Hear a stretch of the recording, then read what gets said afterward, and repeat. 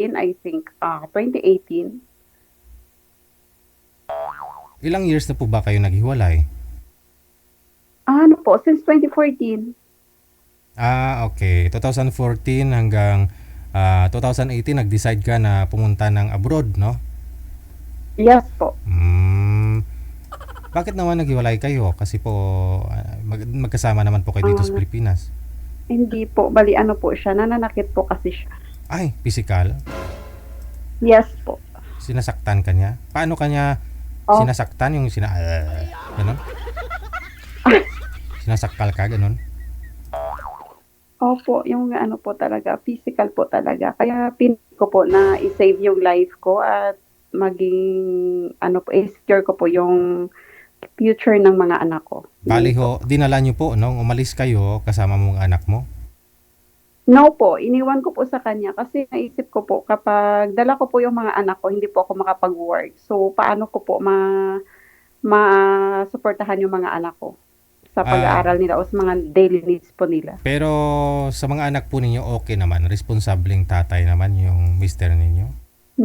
No po. Hindi rin. So, paano po yun? Nung iniwan nyo, siyempre hindi ka makakatulog noon nung una kasi iniisip mo mga anak mo baka ano gagawin sa kanila ng tatay nila. Oh. Yes po, pero tiniis ko po yung lahat. Bali, nag-work po ako, umalis po ako ng November 13, Hmm. papunta po ng Manila, tapos nag-work po ako. Then, yung pera ko po na sinasahod ko, pinapadala ko po sa panganay ko Hmm. para makapabili po nila ng pagkain o mga kailangan po nila.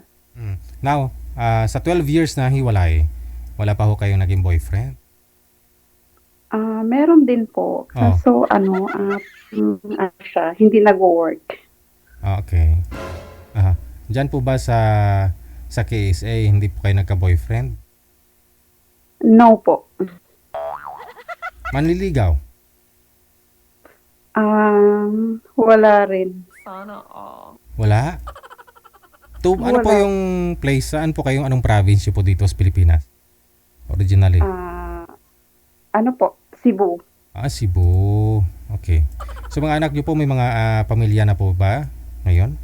No po, bali nag-ano po siya, yung panganay ko po is kaga-graduate lang po ng Comsci, so Mhm. nagwo-work po siya ngayon. Mhm.